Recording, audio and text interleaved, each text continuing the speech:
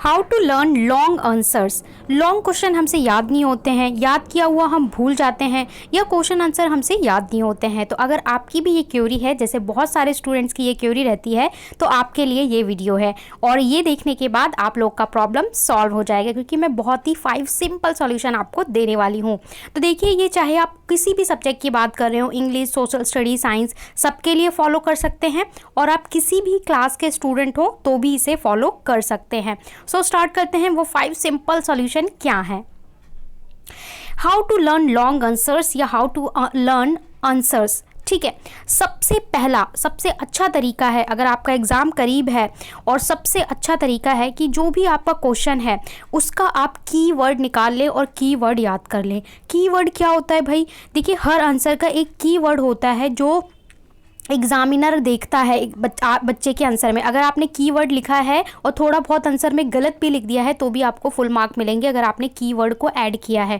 Keyword होता क्या है? तो आपको अपने क्वेश्चन के कीवर्ड पहचानने हैं। फॉर एग्जांपल, अगर मैं साइंस की बात करूं तो आप सेल की बात कर रहे हैं, ठीक है, अगर सेल वाले चैप्टर की बात कर रहे हैं क्लास 9, तो अगर आपको बोला जा रहा है माइटोकॉन्ड्रिया, तो आप जानते हैं माइटोकॉन्ड्रिया के लिए कीवर्ड है पावर हाउस, कि माइटोकॉन्ड्रिया को पावर हाउस के नाम से जाना जाता है।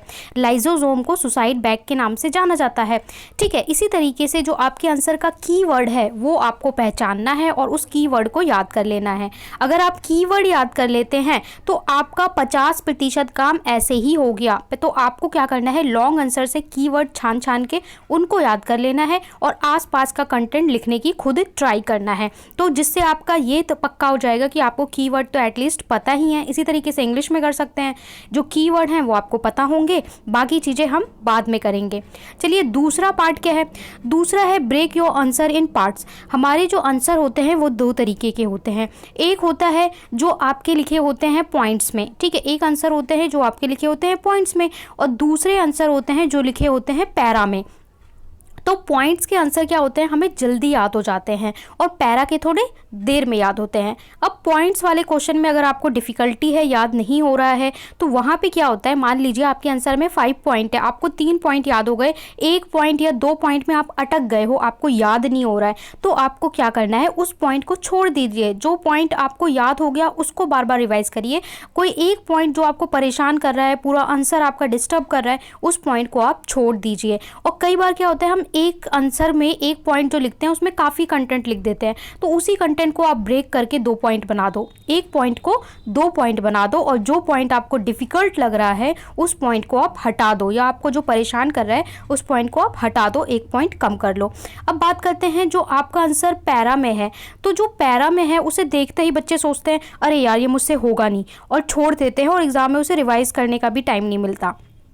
ऐसे आंसर को क्या करना है, अगर आपको बड़े आंसर से डर लगता है या पैरा वाले आंसर से डर लगता है, तो आपको इसको पॉइंट्स में ब्रेक करना है। कैसे? जैसे कि ये आपकी पैराग्राफ है, तो एक सेंटेंस से लेके पहले फुल स्टॉप तक का जितना पार्ट है उसको आप दे दीजिए, अपने आप पेंसिल से लिख लीजिए कि ये मेरा 1 पॉइंट है। फिर दूसरे सेंटेंस से दूसरे फुल स्टॉप तक का जितना पार्ट है उसे दे दीजिए 2 पॉइंट। अब आपका आंसर क्या होगा, पॉइंट्स में बढ़ जाएगा, पैरा वाला आंसर भी, ठीक है।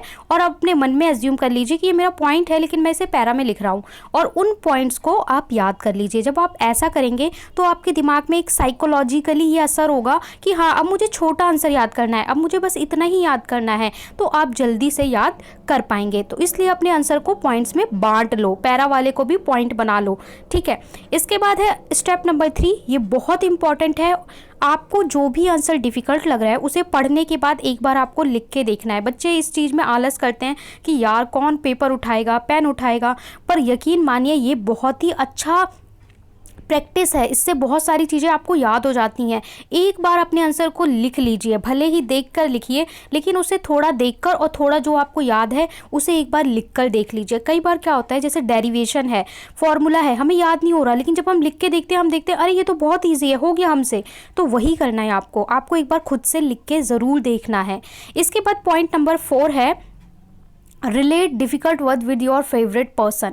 ये बहुत ही इंपॉर्टेंट और बहुत अच्छा पॉइंट है। इसे मैं यूज़ करती थी अपने टाइम में, जब मुझे स्टडी करना होता था तो मैं इसे यूज़ करती थी और ये बहुत ही काम गर्ल था। देखिए क्या होता है, कई बार क्या होता है, हम किसी पर्टिकुलर आंसर में, किसी पर्टिकुलर डायग्राम में हमें कोई एक वर्ड याद नहीं हो रहा होता है, या कोई सेंटेंस है जहाँ पे हम एक वर्ड पे बार बार अटक जाते हैं, या कोई लाइन है जिसमें एक वर्ड या एक सेंटेंस है उस पर हम अटक जाते हैं, उसकी वजह से पूरा आंसर बार बार भूल जाते हैं। तो ऐसे वर्ड को आपको क्या करना है, पेंसिल से गोला कर लेना है। ठीक है, आपके आंसर में एक ऐसा वर्ड हो सकता है, दो हो सकते हैं, तीन हो सकते हैं। तो आप जो भी कंटेंट पढ़ रहे हैं उसमें ऐसा वर्ड जहाँ जो आपके माइंड को ब्लॉक कर रहा है उसको आपको पॉइंट से इस तरीके से पेंसिल से सर्कल कर लेना है।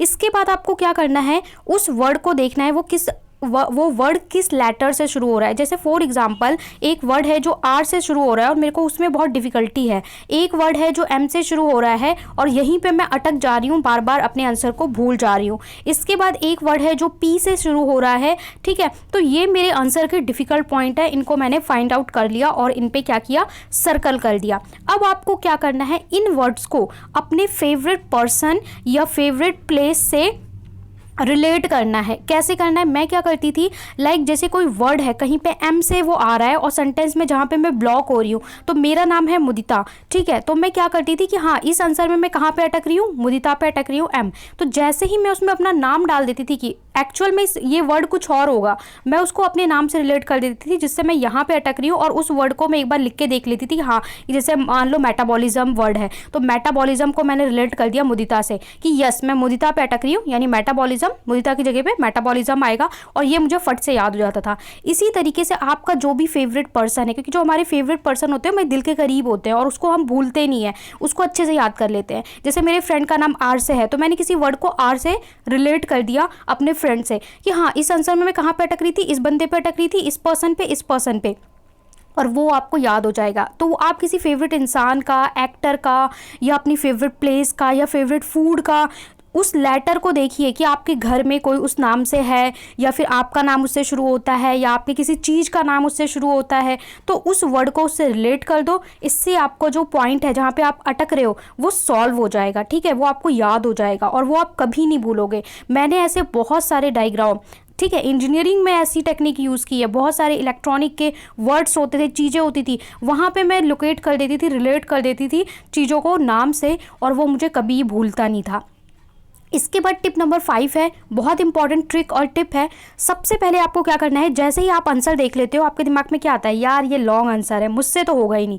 तो आपको सबसे पहले क्या करना है, suspend your thought that you have to learn. आपको अपने दिमाग से ये थॉट निकाल देना है कि आपको याद करना है। ठीक है, फॉर एग्जाम्पल आप मार्केट गए हो और आप किसी पर्पज़ से गए हो कि शूज़ लेने हैं, ड्रेस लेने हैं, और आप ये सोच के जाओगे कि यार मेरे को आज ही शूज़ लेना है, या आज मेरे को अपनी ड्रेस लेनी है क्योंकि मेरे पास टाइम नहीं है, मेरे को पर्टिकुलर फंक्शन में जाना है, मेरे को आज ही लेना है।